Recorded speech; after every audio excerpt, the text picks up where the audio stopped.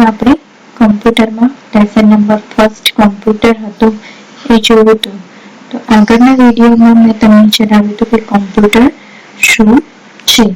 તો કોમ્પ્યુટર શું છે એ આપણે એકવાર રિવાઇઝ કરી લઈએ, પછી આગળ ચાલુ કરીએ. તો કોમ્પ્યુટર એક ઇલેક્ટ્રોનિક યંત્ર છે.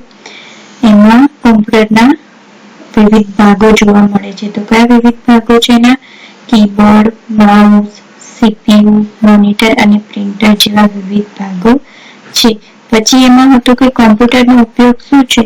તો કોમ્પ્યુટરનો ઉપયોગ શેના માટે હતો? તો લેખન લખવા માટે, ચિત્રકામ કરવા માટે, કાર્ટૂન કે ફિલ્મો જોવા માટે, ચલચિત્ર જોવા માટે, સંગીત સાંભળવા માટે એ કોમ્પ્યુટરના ઉપયોગો હતા. હવે એના પછી હતું એક કોમ્પ્યુટર કેવું કાર્ય કરે છે. તો કોમ્પ્યુટર ખૂબ ઝડપથી કામ કરે છે, તે ભૂલ કરતું નથી, આપણું કામ સહેલું બનાવી દે છે અને તે ઘણું બધું યાદ રાખી શકે છે. અને છેલ્લે પણ હતું કે આપણો શારીરિક અને માનસિક શ્રમ ઘટાડે છે.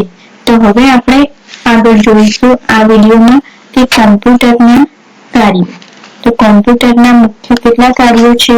તો કોમ્પ્યુટરના મુખ્ય 3 કાર્યો છે. તો પહેલું કાર્ય છે ઇનપુટ, પ્રોસેસિંગ એટલે કે પ્રક્રિયા અને આઉટપુટ. તમને પરીક્ષામાં પૂછાય કે કોમ્પ્યુટરના મુખ્ય કાર્યો કેટલા? તો તમે એવું લખી શકો કે કોમ્પ્યુટરના મુખ્ય 3 કાર્યો. પછી એવું પૂછાય કે કયા કયા કાર્યો? તો પહેલું છે ઇનપુટ, બીજું પ્રોસેસિંગ અને ત્રીજું આઉટપુટ. પ્રોસેસિંગ એટલે પ્રક્રિયા. તો એમાં જોઈએ પહેલું ઇનપુટ. કોમ્પ્યુટરમાં દાખલ કરાતા ડેટા, અંકો, અક્ષરો કે ચિત્રોને ઇનપુટ કહે છે. તમે કોમ્પ્યુટરમાં જે કંઈ ડેટા દાખલ કરો કેવા હોય? અંકોવાળા હોય કે પછી લખાણ એટલે કે અક્ષરો વાળું હોય કે ચિત્રો વાળું હોય તો એને શું કહેવાય? ઇનપુટ કહેવાય. એના પછી છે પ્રોસેસિંગ. ઇનપુટ પર કોમ્પ્યુટર જે પ્રક્રિયા કરે તેને પ્રોસેસિંગ પ્રક્રિયા કહે છે. આ તમે જે ડેટા અંદર દાખલ કરો છો, અંકો, અક્ષર કે ચિત્રો વાળો, એ ડેટા દાખલ કર્યા પછી પ્રોસેસિંગ થાય છે એટલે કે પ્રક્રિયા થાય છે એ ઇનપુટ કરેલા ડેટા પર થાય છે. એના પછી છે આઉટપુટ. ઇનપુટ પર પ્રોસેસિંગ કર્યા પછી કોમ્પ્યુટર જે માહિતી આપે છે તેને આઉટપુટ કહે છે. એટલે તમે જે ઇનપુટ કર્યો, ડેટા દાખલ કર્યો, એના પછી શું થયું? પ્રોસેસિંગ થયું. અને પ્રોસેસિંગ થયા પછી જે આપણને માહિતી મળે છે તેને કહેવાય આઉટપુટ. તો આઉટપુટ આપણને ક્યાં મળે? તો આઉટપુટ આપણને મોનિટર પર જોઈ શકાય તેમજ કાગળ પર છાપી શકાય.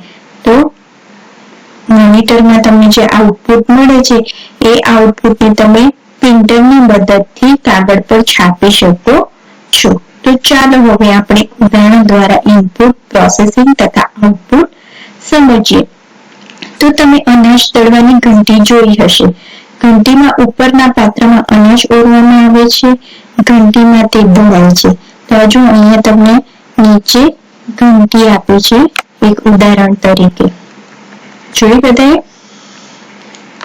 આ ઘંટી? તો આ અનાજ દળવાની ઘંટી છે. તો ઘંટીમાં જે ઉપરનું પાત્ર છે ત્યાં શું કરવામાં આવે છે?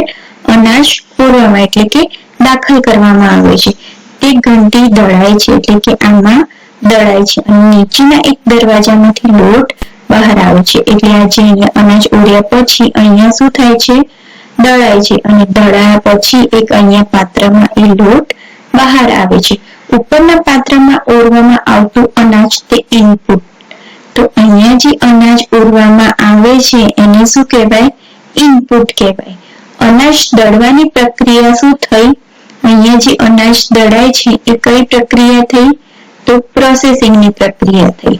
અને અનાજ દળાયા બાદ જે લોટ બહાર આવે છે તે થયું આઉટપુટ. તો જો અહીંયા તમારું અનાજ દળાઈ અને જે બહાર આવ્યું એને કહેવાય આઉટપુટ.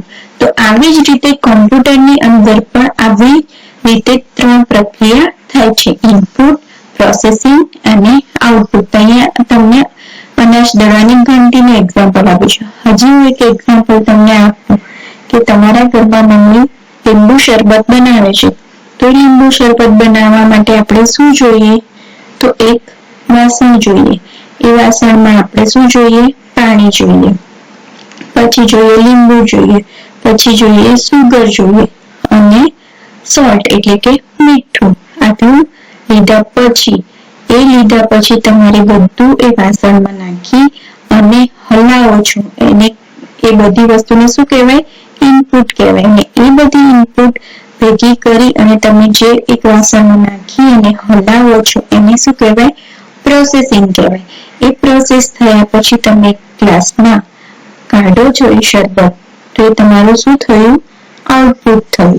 તો બરાબર ખબર પડી ઇનપુટ કોને કહેવાય, પ્રોસેસિંગ કોને કહેવાય, આઉટપુટ કહેવાય.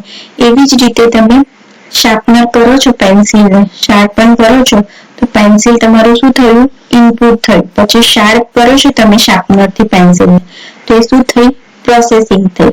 અને જે તમે શાર્પનર થઈને તમારી પેન્સિલની અણી ધારદાર બનાવે છે એ શું થયું? તમારું આઉટપુટ. બરાબર.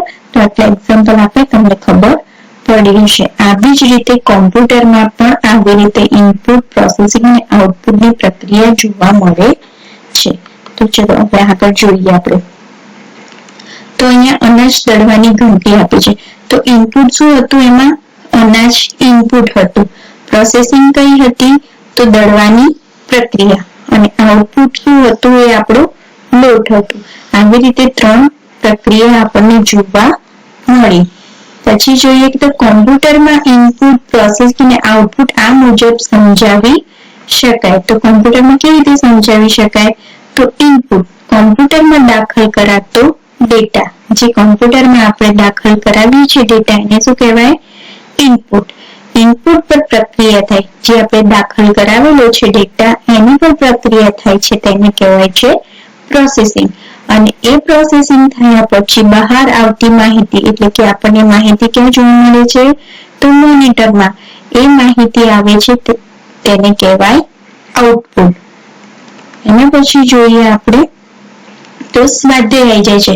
તો સ્વાધ્યાય આપણે નેક્સ્ટ લેક્ચરમાં કરીશું. પણ એકવાર ફરી હું તમને રિવાઇઝ કરી દઉં કે કેવી રીતે કોમ્પ્યુટર કાર્ય કરે છે. તો કોમ્પ્યુટરના મુખ્ય 3 કાર્યો: ઇનપુટ, પ્રોસેસિંગ એટલે કે પ્રક્રિયા અને આઉટપુટ. તો ઇનપુટ કોને કહેવાય? કોમ્પ્યુટરમાં દાખલ કરાતા ડેટા જેવા કે અક્ષર હોય, અંકો હોય, ચિત્ર હોય તેને ઇનપુટ કહે છે. પ્રોસેસિંગ એટલે ઇનપુટ પર કોમ્પ્યુટર જે પ્રક્રિયા કરે તેને પ્રોસેસિંગ પ્રક્રિયા કહેવાય. આઉટપુટ જે આપણને માહિતી મોનિટર પર જોવા મળે છે તૈયાર થઈને એને કહેવાય છે આઉટપુટ.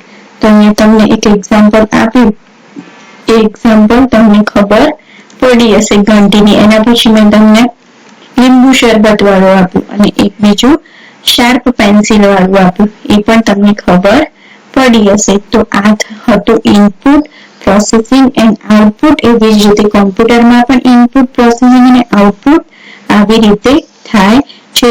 તો હવે આપણે આ વિડીયો આટલા સુધી રાખીશું.